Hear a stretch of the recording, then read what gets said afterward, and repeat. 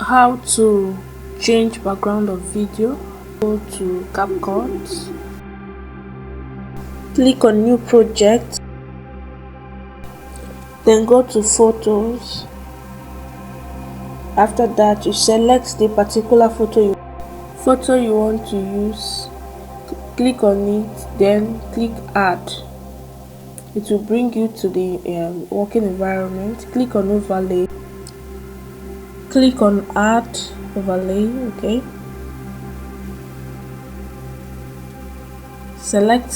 go to video, then select the video you want to remove its background, import it. After selecting top, then click add, then drag the first image you imported to the place where your video starts. The video is long, so I want to remove the excesses.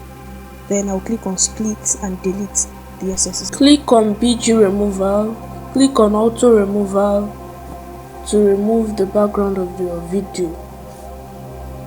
Then click on remove background. Okay, then the next thing is for you to do the necessary adjustment.